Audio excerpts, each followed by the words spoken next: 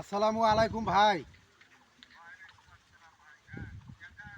আলহামদুলিল্লাহ। ও ভাই, আপনি যে আমাকে মিস কল দিয়েছেন, আমার মোবাইলত কি টাকা নাই ভাই? আমি তোমাকে ফোন দিবার পাই না ভাই। না ভাই, আমার মোবাইলত ওই নয়ন কালকে ধরে ফোন দিয়েছে, ওই বলে কছে বন্ধ বন্ধ বন্ধ। তুমিও তো আমার আর কোনো খোঁজ খবর নিলে না। আজ যে বাতাস তুফান হলো, ভুট্টার গাছটা সব ভাঙে পড়ে মাটিতে শুতে আছে, উড়ো যাওয়া পাচ্ছি না, বড় অসুবিধা। এটা কেঙ্কা হলো বারে?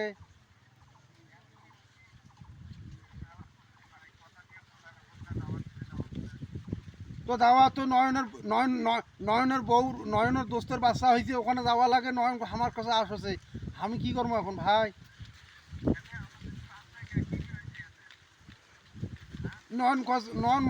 নয়নের যেটা ধারণা, নয়ন কষে যে আমাকে লিয়ে গেলে এখানে ওর একটা কাম হলো এখানে, বুঝতে পার নাই?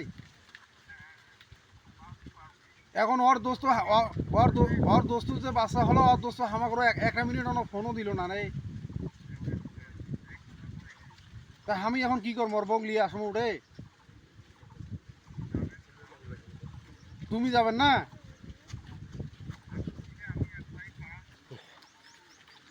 কি করছেন?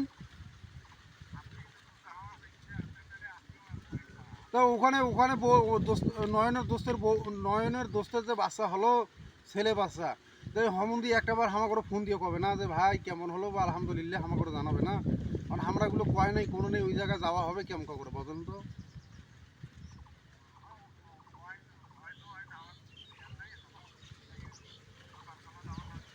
তা আমাকে তো এখন টাকা নাই ভাই, টাকা নিয়ে তো ভেজাল ভাই। তা এখন লন ভাই যদি সারি দেয়, তো লন ভাই সাথে না কিছু কথা বলো ভাই। আমি তো কমা পাচ্ছি না ভাই, আমার জবাব আমি দিয়ে দিছি, বুঝতে পারনি? আমি এখন কি করবো? এখন নয়নের বউ বেলে যাবে না রে। নয়নের বউ যাবে না। না, আমি তো কোনো নয়নের বউ গেলে না, হ্যাঁ একটা ভ্যান নিয়ে গেল ওখানে, হাসতে হাসতে দুলতে দুলতে গেল ওখানে রে।